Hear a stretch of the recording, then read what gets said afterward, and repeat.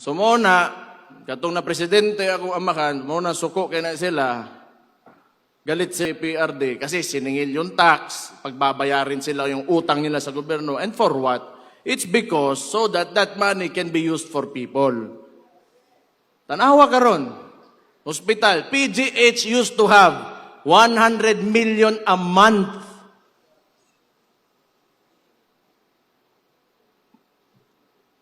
Nasaan ngayon?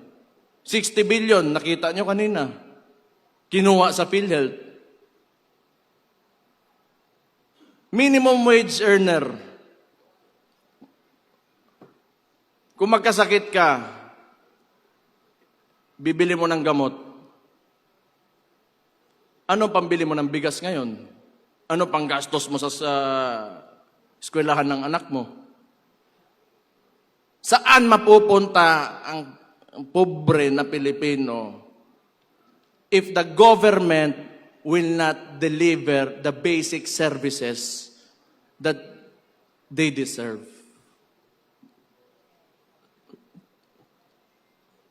Do you think, pag ito tuloy-tuloy pa rin, may bansa pa tayo? Do you think na we will have, our children will live in a future where they can live comfortably?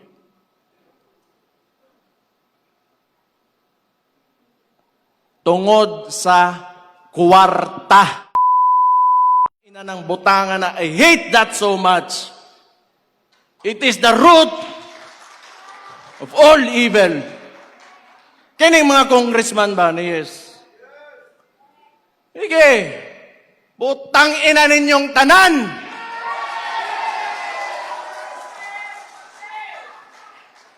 Kamo, musod mo og politika, papasok kayo ng politika. Para mangwarta lang, kwarta lang. Bakit nandyan pa kayo?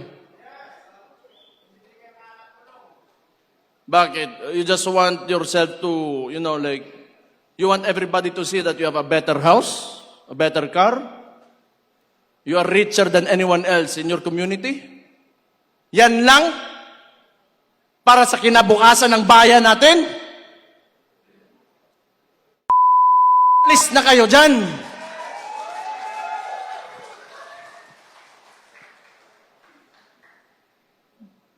Putang ina ni mga tauhan ng yawa, yun. Yun po si Mike Defensor. Ako man siguro ipapriso, ani. Pero mauuna yan si Harold Respicio. Ako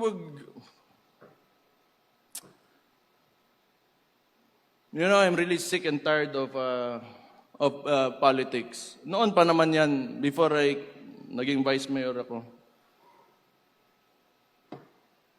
Isa pang binalik ng adik na pangulo na sabi ng kapatid niya,